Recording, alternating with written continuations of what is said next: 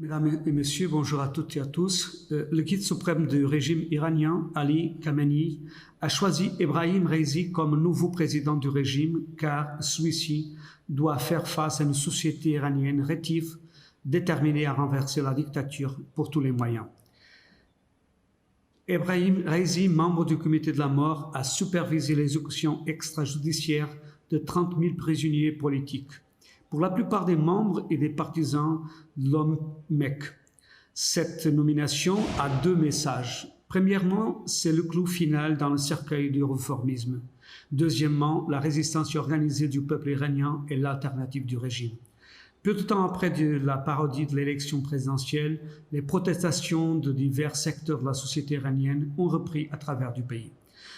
Les manifestations en Iran font suite au boycott national de l'élection présidentielle des Mollahs le 18 juin. Les médias publics du régime ont mis en garde contre les conséquences de ce boycott national des élections qui dépend de la volonté du peuple iranien de changer le régime. Lors des grandes manifestations populaires, le décembre 2017 à janvier 2020, les Iraniens de tous horizons ont condamné le système politique des Mollahs avec des slogans tels que « conservateurs réformistes ». Le jeu est terminé.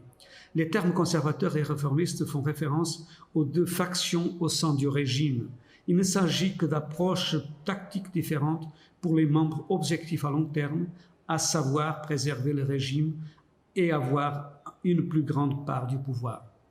Raisi a déclaré publiquement qu'il était fier de son rôle dans le massacre des prisonniers politiques. Cela devrait être un signal d'alarme pour nous tous. Nous ne devons pas rester silencieux.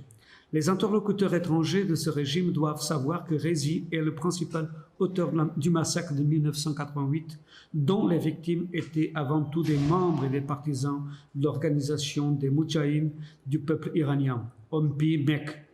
Raisi s'est ensuite fait davantage connaître dans la présentation des manifestations pacifiques. Il faut condamner les élections présidentielles, ridicules de l'Iran et le reconnaître que Raisi est une personne qui ne devrait bénéficier d'aucune sorte d'immunité. Il devrait être jugé par un tribunal international pour ses crimes. Comment les dirigeants européens peuvent-ils accepter qu'un meurtrier de masse comme Raisi devienne président d'Iran? Raisi a déclaré publiquement qu'il était fier de son rôle dans le massacre des prisonniers politiques. Cela devrait être un signal d'alarme pour nous tous. Nous ne devons pas rester silencieux. La secrétaire générale d'Amnesty International, Mme Agnès Callamard, a déclaré sur Twitter qu'Ebrahim Raisi méritait de faire l'objet d'une enquête pour les crimes contre l'humanité que sont le meurtre, la disparition forcée de torture au lieu de devenir président.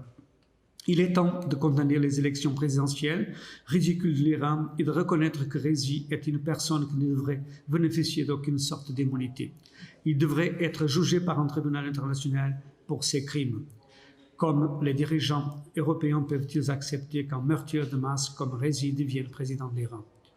Face à ce régime et à ce président de la communauté internationale, le Conseil national de la résistance iranienne et sa présidente élue, Mme Rajavi, doivent être reconnus, qui a présenté un plan en 10 points pour un Iran libre et démocratique. Merci pour votre attention.